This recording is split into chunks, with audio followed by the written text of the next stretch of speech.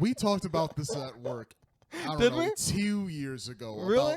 No, it's about not this, but I'm gonna bring up. Do you remember the Negromancer? Yes. That's not what I thought you were going to say. Do you but want to yeah. explain the Negromancer to our fappers Okay. real quick? Okay. The I think Negromancer. you got buckle up for this one, folks. Yeah. Buckle up. Okay. So the Negromancer it's a skit idea we had of this is like probably the first skit we ever thought of together or anything Before Fake Ass before Podcast Fake Ass was even Podcast, thought of. before we even consider actually writing together. This is just us at work, just fucking around, just coming up with bits.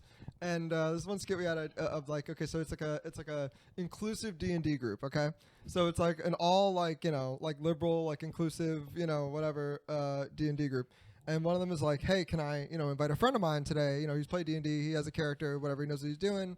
His team disbanded, he wants to join ours. And the rest of them are like, all right, yeah, sure, but, is he a person of color? We want this to be a safe space for people of color, blah, blah. They're like, oh, yeah, he's an Asian dude. He's a young Asian guy. And they're like, all right, cool. Asian girl would have been better, but it's all good, right? Whatever. Is he gay? No? All right. Well, he barely passes, right? So he gets in. Everybody sets up their characters, whatever. He sets up his. His character is called the Negromancer, okay? And what he is a Southern gentleman, like a Colonel Sanders type character, right? Mm-hmm. And he actually has no magical powers of any kind. Like his highest stat is actually probably like charisma, Yes. And he has these two. What would you call his Indentured familiars? servants. I guess. Yeah. We'll call them that, Yeah. folks. But two of them. Yeah, and one of them is a intellectual. Indoor and outdoor. Yeah. We'll say it like that. Yeah, one of One's a little more this shade, and the Right. other one's a little more. a little more Drake. Yeah. Yeah. A little more Trey Songz. Yeah. And the Trey Songz one is has a high intellect stat, great dexterity, things like that. The other one has a high endurance stat, high strength, things like that. And whenever he's like casting a spell, right, he'll be like, I cast a charm on the bartender, and then the light's gonna just come up and be like, what's that, Shouty? How you doing? What's up, And baby now girl? when they're fighting a half orc, they'll be like, Draymond, go! No, not even It'd that, be not like, even that. I'd cast. I beat Yeah. up. I take my battle axe Yeah. and I slash the orc. And And then DeAndre just goes, picks up the axe, goes over, starts chopping at them, so obviously they're torn on this because on one hand the group, the D&D group, and the skit keeps jumping back and forth between like the tabletop and the actual in-game shit that's happening. And let me rewind it for a second. The reason why this Asian gentleman picked Negromancer because he's new to D&D. He got the call from a buddy saying like, hey, buddy, we're going to do D&D. Are you down? And he's like, yes, I'm down, but I really don't know anything. Who should I pick? The guy on the phone says, you should be a necromancer. But on the phone, he didn't hear necromancer. He heard negromancer. So the young Asian gentleman is like, what? What is that? A guy that summons spells and stuff it's a necromancer. Yeah. Again, he's hearing negromancer. So he's like, yeah, you're right. okay, All all right, I'll be back with this character. So he Yeah. links up on the night afterwards, and he brings up all these stats and his backstory for the Negromancer. Yeah. And we had this one scene in mind where like, there's like a goblin in their group, and one of the merchants is like, I'm not selling to no bloody goblin or whatever. I'm not buying goblin gold or whatever it is.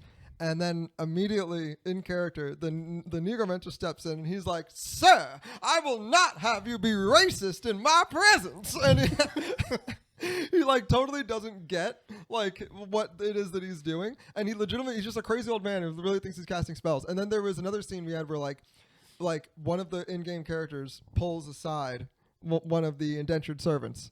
And they're like, hey man, like you don't have to put up with this shit. Like this is fucked up. We can get you out of here. You know what I mean? We can have you gone by tonight. And they're like, look, man, we understand how this looks, okay? But to be real, I was a fucking, I was cleaning up a bar before this happened, okay? Mm-hmm. The other guy, he was, a like low-level employee at a arcane library, All right. Yeah. Like we weren't doing shit with our lives. Now we get to travel. He splits all the gold with us and all the treasure 3 ways. You know what I mean? It's like we're making more money than ever. I get to punch a motherfucker too. You know what I mean? He's like, it's all right. You know what I mean? He's like my man over there. He's like he's smashing all kinds of dragonborns and goblin bitches in these bars. in the room with an elf right now. He's in the room with an elf right now. You know what I mean? and the whole time is the tabletop people don't know how to deal with this situation, and then they realize like, are we the ones being racist by assuming that they're slaves and by assuming that this is like a really fucked up scenario, but it's actually just a crazy old man hanging out with his friends? Yeah. I don't think this sketch could ever work. No. But I'm glad we finally told this sketch idea on air. But I think it's always the funniest. I remember going and telling my D&D friends back in my college days about that too, and some of them definitely found it hilarious. It would be really funny to do, but just the casting and everything else, like the budget would be crazy because we'd have to have whole D&D sections that are like in world, you know. And of course, immediately, you know who I'm thinking to play the Southern Gentleman? He would never do it. Actually, he might. He might if we give him the whole pitch and we make sure it's in good faith. Sam. Oh, Sam could do anything. Sam could do anything, but I imagine his big lanky ass, his tall lanky ass with like a white mustache. We put him in, you know what I mean? The whole like basically like Colonel Sanders witch hunter looking fit. You know what I mean? He looks like a medieval aristocrat almost. You know? Yes. That would be fucking funny.